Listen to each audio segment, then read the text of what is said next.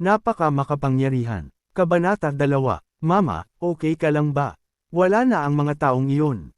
Pagkaalis ng kalbo, nag-aalalang tinanong ni David si Barbara. Hoy, sabi mo, kakalabas mo lang, ano ang naprovoke mo sa kanya? Nagreklamo si Barbara kay David, mabilis na kunin ang pera sa lupa, naipon namin ang lahat. Tumingkayad si David at inipon ang mga nagkalat na papel de bangko sa lupa. Nay, kikita na lang ako in the future, you and Dad have a good rest, and gagawa ako ng paraan para maging maganda ang paningin mo sayo. Kinuha ni David ang pera at ibinigay ang bag kay Barbara. Kaya mo yan kung may puso ka, sabi ni Barbara, at nagsimulang umiyak. Bumalik ka ngayon, at gamaan ang loob ni nanay.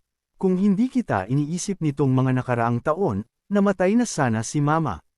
Sa pagtingin sa kanyang ina, ang mga mata ni David ay nagsimulang maging pula. Putok, hindi na nakatiis si David, at sinuntok ang nag-iisang mesa. Wow! Ang mesa ay nabasag sa isang iglap. Pamilya Xiao, Pamilya Geng, talagang babayaran kita, tiyak. Ang galit sa mukha ni David ay nagngangalit. Nang maramdaman ni Barbara ang galit ni David, nagmamadaling sinabi ni Barbara. David, hindi ka dapat gumawa ng gulo. Ngayong nasa labas ka, maghanap ka ng trabaho, magiging maayos ang lahat. Mom, don't worry. Alam ko na ang gagawin, lalabas ako. Inalong ni David ang kanyang ina, at saka lumabas ng bahay. Pupuntahan niya si Delia para tanungin kung anong nangyayari. Pagkalabas ng bahay, si David ay puno pa rin ng galit. Ngunit habang binabagtas niya ang kalsada, biglang isang pulang Porsche ang sumugod mula sa kalsada, at ang bilis ay napakabilis, na direktang nagpabagsak kay David sa ere. Putok! Bumagsak ang katawan ni David sa lupa. Kung hindi siya nagsanay kasama ang matandang master, napatay siya nito. Sino ang maaaring magmaneho ng walang mata? Si David ay orihinal na galit. Ngunit kapag siya ay lumabas, siya ay na-knockout, at siya ay mas nagalit. Paano ka maglalakad ng walang mata? Sakto namang saway ni David at tatayo na sana, may biglang sumigaw. May nakita akong batang babae na bumaba sa Porsche. Nakasuot ng puting damit ang dalaga at naglalakad na nakasuot ng sapatos na may mataas na takong. Napakaganda niya, ngunit sa oras na ito ay galit siyang nakatingin kay David. Kumunot ang noo ni David, at muling humiga ang katawan na gustong tumayo. Sino sa atin ang walang mata? Halatang ikaw ang nakabunggo sa akin. You are a pretty girl, bakit ang bango mo kapag nagsasalita ka? Sabi ni David sa dalaga nang hindi man lang nagpakita ng kahinaan. Ang lakas ng loob mong pag-alitan ako. Pinandilatan ng dalaga si David, biglang itinaas ang paa at sinipa siya. Parang matalas na kutsilyo ang sapatos na suot ng dalaga. Kung tumama sila sa isang katawan, magkakaroon ng butas ng dugo. Sonia, tumigil ka na. Nang makitang sip-a na sana ng dalaga si David, isang medyo may edad na lalaki ang nagbukas ng pinto ng kotse at lumabas sa likurang upuan. Ang nasa katanghaliang gulang na lalaki ay may aura ng kawalang interes at pagmamataas sa sarili. Sa unang tingin, para siyang isang taong matagal nang nasa mataas na posisyon. Kaya lang medyo mapotla ang nasa katanghaliang lalaki sa oras na ito, at maikli ang kanyang paghinga. Matapos isigaw ang pangungusap na ito, hinawakan niya ang pinto ng kotse at napabuntong hininga. Kai, bakit ka bumaba? Pagkakita ng dalaga sa medyo may edad na lalaki ay dali-dali itong tumakbo at tinanong ang medyo may edad na lalaki. Dali na tayo sa ospital, huwag kang mag-aksaya ng oras. Sabi ng medyo may edad na sa dalaga. Tumango ang batang babae, lumakad muli kay David, kumuha ng isang balumbon ng pera mula sa kanyang bag, at ibinato ito sa kanya. Mayroong 10,000 dito, dali kunin. Ang pera at umalis, nagmamadali kami. Hindi pumunta si David upang kunin ang pera, ngunit tumayo at sinilip ang nasa gitnang edad na lalaki sa hindi kalayuan at sinabi. Hindi mo na kailangang pumunta sa ospital, huli na. Pagkatapos magsalita ni David, tumalikod na siya at aalis na sana. Nakikita niya na ang nasa katanghaliang gulang na lalaking ito ay nasa panganib na, at hindi na siya makakarating sa ospital. Tumigil ka, huminto ang batang babae sa harap ni David at galit na tumingin, ano ang ibig mong sabihin? Sabihin mo sa akin ng malinaw, o ayaw mong umalis. Sa pagkakataong ito, nakasimangot din ang nasa katanghaliang gulang na lalaki at naglakad ng ilang hakbang patungo kay David. May tinatagong sakit ang tatay mo. Siya ay nasugatan sa kanyang kaliwang baga. Sa loob ng 5 minuto, mahihirapan siyang huminga at masusuffocate hanggang mamatay. Maaari ka bang nasa ospital sa loob ng 5 minuto? Mahina hong sinundan ni David ang dalaga at nagtanong. Kalokohan mo ang sinasabi mo, nilalamig lang ang tatay ko. Sonia, pinigilan ng nasa katanghaliang lalaki ang babae, at pagkatapos ay humakbang muli ng 2 hakbang patungo kay David, puno ng pagkabigla ang kanyang mga mata. Kuya, paano mo nakitang nasugatan ang kaliwang baga ko? Sinabi ko sa iyo, ngunit hindi mo naiintindihan. Nagmamadali ako ngayon, kaya wala akong oras na mag-aksaya ng oras sa inyo. Sabi ni David, tatalikod na sana siya at aalis. Little brother, cough cough. Tinawag ng nasa katanghaliang gulang na lalaki si David, pagkatapos ay umubo ng marahas, at nang medyo huminahon ito. Agad siyang humakbang pasulong at hinayla ang braso ni David, mababang kapatid, dahil nakikita mo kung ako ay magkasakit, ito ay tiyak na gagaling.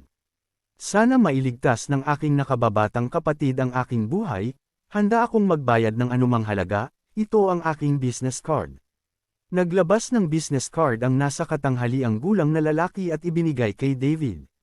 Noong una, ayaw ni David na walang pakialam, ngunit nang makita niya ang pangalan sa business card. Agad niyang kinuha ang business card sa kanyang kamay, ikaw ba si Ruben Su, presidente ng Su Group? Eksakto, tumango si Ruben. Biglang binaril ni David si Ruben, itinuro ang ilang partikular na akya points ni Ruben. Ang bilis ni David ay napakabilis kaya ni Ruben o ni Sonia ay hindi makapag-react. Ano ang gusto mong gawin? Nagmamadaling humakbang si Sonia para harangin si Ruben, ngunit huminto na si David sa pagkakataong ito. Gayunpaman, matapos maitama ni David ang ilang acupuncture point, agad na naramdaman ni Ruben na ang kanyang paghinga ay makinis at ang kanyang mukha ay mas malarosas. Pansandali ko lang na-control ang injury mo.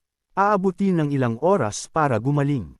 Ang iyong tinatagong sakit ay kailangang dahan-daang gumaling dahil sa edad nito. Mahinang sabi ni David. Salamat kapatid sa tulong mo, maraming salamat. Humakbang pasulong si Ruben at tuwang-tuwang hinawakan ang kamay ni David, patuloy na nagpasalamat sa kanya.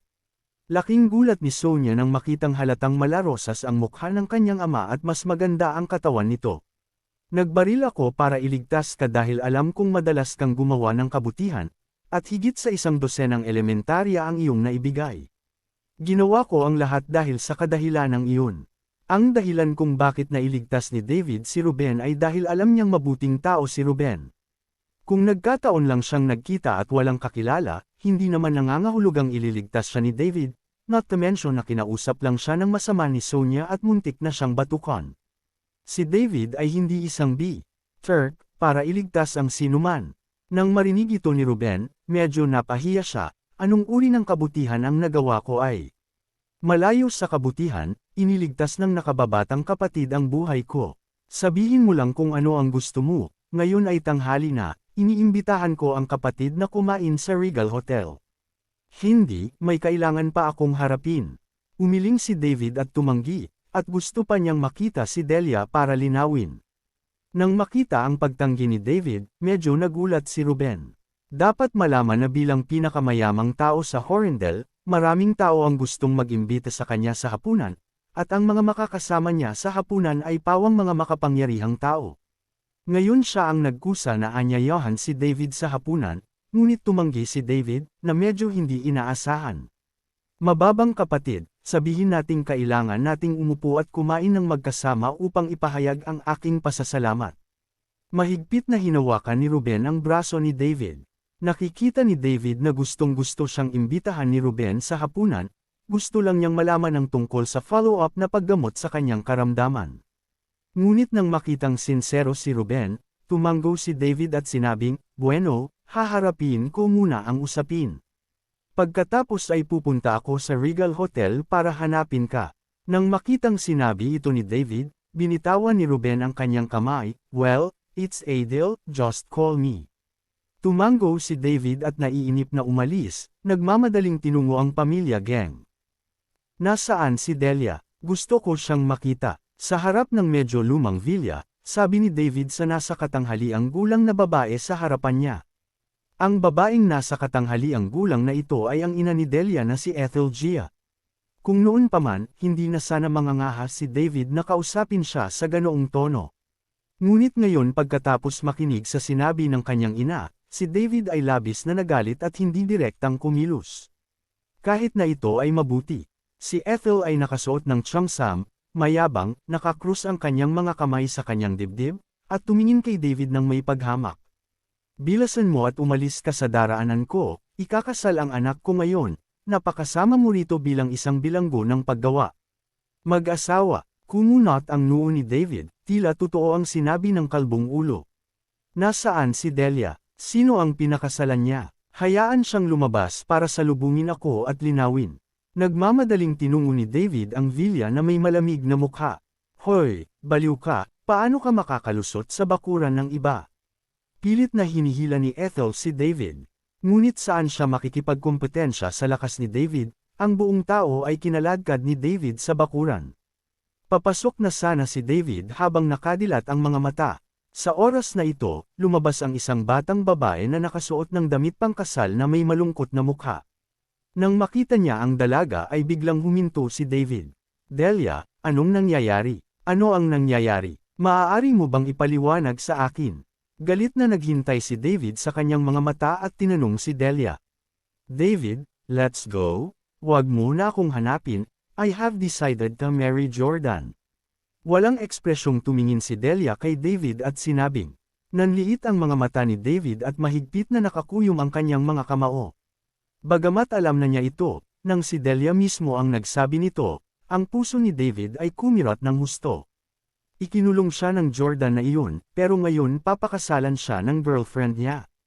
Ito ay napaka-ironic. Biglang tumawa ng mapait si David sa sarili, pakiramdam niya napakamura niya talaga.